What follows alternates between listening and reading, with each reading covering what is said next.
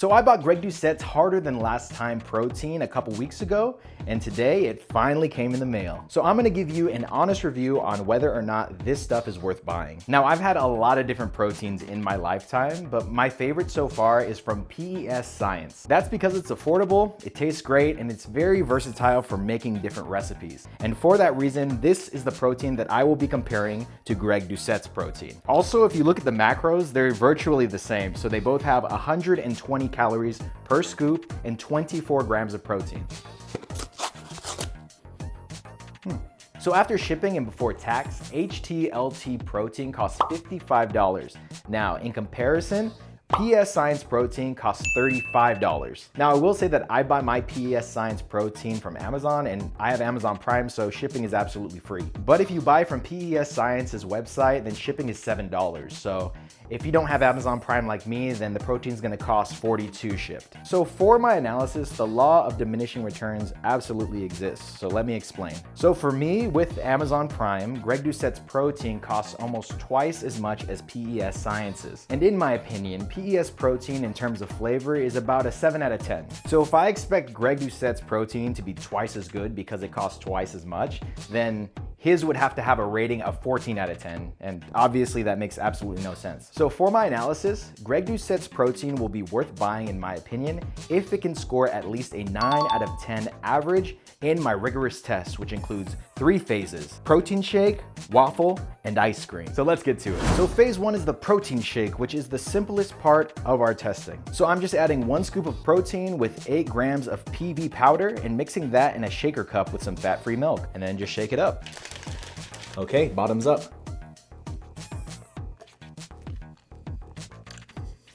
That's really good. Okay, I think PES Science uses some kind of like weird artificial vanilla where you get like this really strange aftertaste. Like, yo, this tastes like a delicious peanut butter vanilla shake. I absolutely love peanut butter, and that's why I put peanut butter powder in all of my protein shakes when I just drink it. So Greg kind of already had that in his favor going into this because his flavor is vanilla peanut butter, but I'm giving it a 10.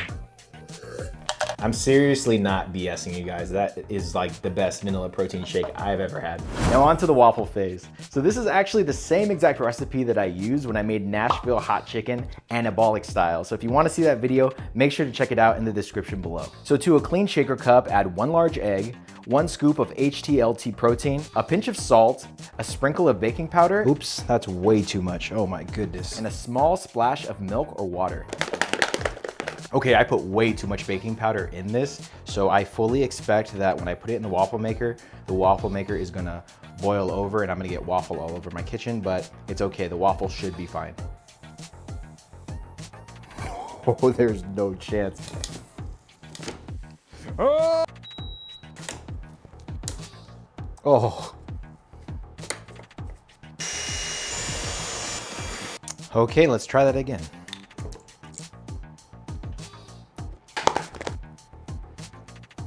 Much better. All right, let's see what this waffle is all about. Let me try a little bit of the waffle without the syrup.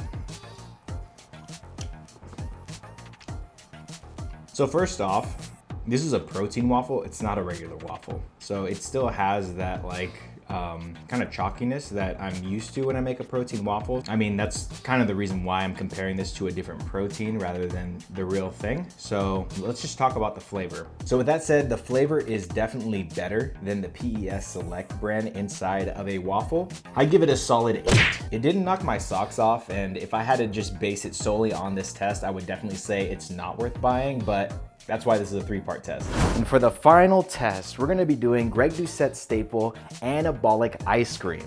Now, since Greg came out with this recipe, there's like literally a million different versions on YouTube, so I'm gonna just show you how I like to make it. To a Ninja blender, add 3/4 of a cup of milk, 170 grams of fat-free Greek yogurt, 1 teaspoon of vanilla extract, 2 grams of xanthan gum, 5 grams of brown sugar, 15 grams of a sweetener of your choice, 7 grams of vanilla fat-free pudding mix. Okay, so I actually didn't realize that I ran out of vanilla sugar-free pudding, so I'm gonna be using chocolate instead. So this might taste a little weird to me, but that's no fault of Greg, so just want to make that disclaimer. But I think it's gonna taste fine. I love chocolate. 16 grams of PB powder, a little bit of cinnamon, and 2 scoops of protein. Then add a few handfuls of frozen strawberries until it gets the right consistency. Oh, I forgot the blade.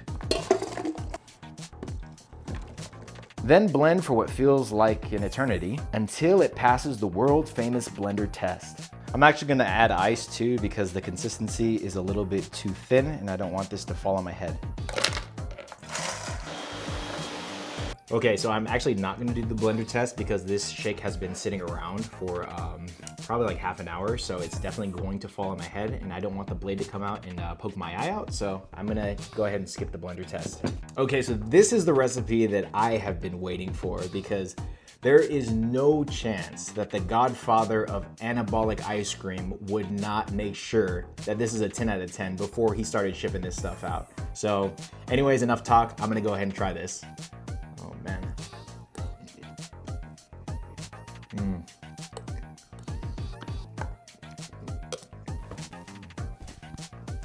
I mean, what did you expect? It's a 10. So with all of our scores in, the average is, you know what, I actually need to calculate it. So the official calculation is in and the final score is a 9.333 out of 10, meaning the protein passes the test. So because it's so expensive, I will probably only use it in my anabolic ice creams when I make it, but I also want to try this in my anabolic banana pudding recipe, which is on your screen right now if you want to check that out.